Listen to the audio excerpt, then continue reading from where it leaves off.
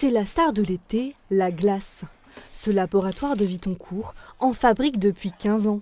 Pour réaliser cette crème glacée d'exception, cet artisan va chercher sa matière première. Salut, ça va? Salut Joël, ça va? Ça va. Dans cette ferme voisine. On connaît d'où ça vient, on sait comment que les vaches sont nourries, et puis après on sait que c'est du bon lait. Les vaches sont nourries à l'herbe, du foin de luzerne, et un petit circuit que son lait soit transformé dans le secteur, et puis il rentre dans un circuit court, quoi. Ce matin-là, il récupère 90 litres de lait. Ce lactose est ensuite mixé avec des jaunes d'œufs, de la crème, du sucre et bien sûr des arômes.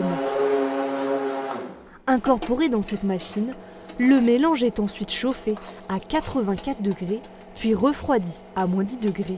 C'est la pasteurisation, c'est là où ça permet que le produit soit pasteurisé et donc qu'il soit consommable pour tout le monde, qu'il y ait le moins de bactéries possible qui est dedans, quoi. 15 minutes après, cette glace à la vanille est prête. Cette machine fait 10 litres, donc on sort 10 litres par 10 litres. Au total, plus de 80 parfums sont répertoriés sur la carte. Ça va des plus classiques, on peut avoir la vanille, chocolat. De toute façon, la numéro 1, ça reste la vanille, c'est toujours la vanille, tous les ans.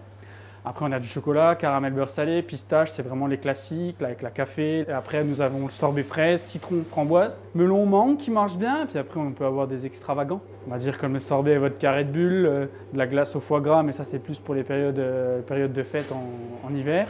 On a la chocobon, vanille Kinder Bueno, donc on a vraiment pas mal de parfums. On retrouve ces produits dans sa boutique, mais aussi sur les étals des marchés nocturnes, des magasins de producteurs locaux et même dans l'assiette de certains restaurants messins. On a pris la vanille de Madagascar et la framboise. Et la dernière boule, ce sera sorbet citron. C'est les parfums qu'on vend aussi le plus. Depuis 2 ans, Hop. ce chef sublime cette crème glacée. Un peu de sucre glace. Là, on est sur un crumble spéculoos et on met des petits fruits avec.